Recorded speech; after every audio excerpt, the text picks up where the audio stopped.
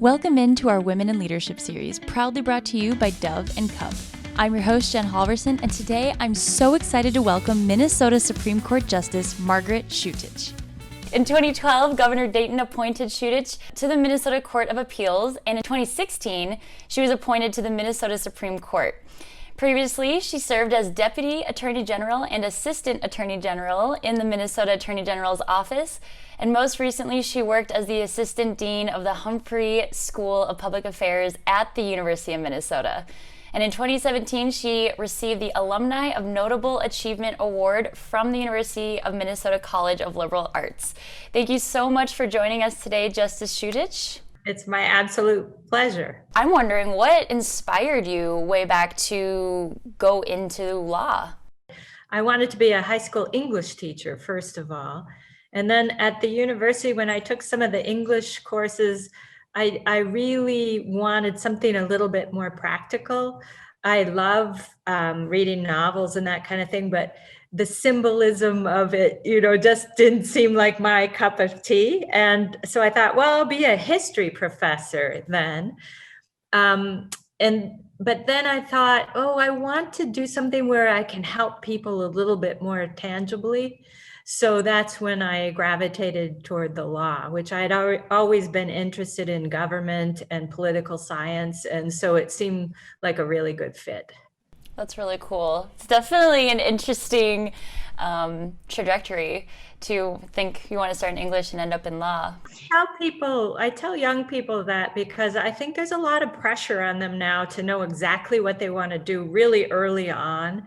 And sometimes that works, but sometimes it doesn't. And you just have to be patient and try things out and see how they feel. What challenges did you face early in your career, or at any point in your career, really, and how did you overcome them?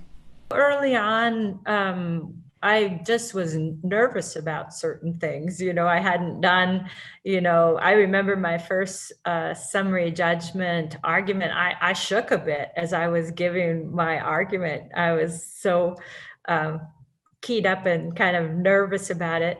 And that's where my athletic background really helped, frankly, because I knew what it felt like to perform under pressure with butterflies in your stomach. And I had the confidence, of knowing that if you prepare well and go into something, you're probably going to be fine. So in many ways, my athletic career helped me be a more effective advocate. Mm-hmm.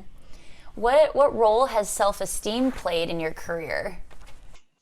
Well, I think self-esteem is important, especially for women. A lot of times women are very prepared to do their jobs, and but they don't feel like it. Sometimes they can feel like imposters, even though they're perfectly prepared to do their work.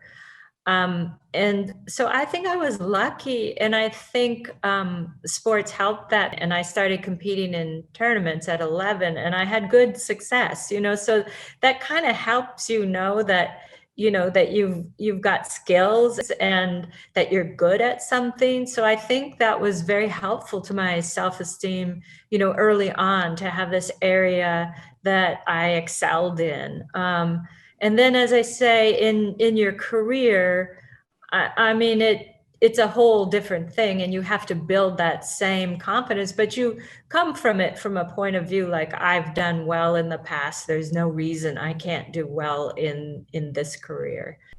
I love that. That's really great advice. Well, thank you so much, Justice Chutich. It's been so fun having you on, and it was a pleasure learning about, your career and your experiences and just the wisdom you've shared. It's really been a pleasure. Yes. Well, thank you very much. It's really fun. And like I say, it's always great to talk about my time at our wonderful University of Minnesota. And thank you to Dove and Cub for their support of the Women in Leadership series.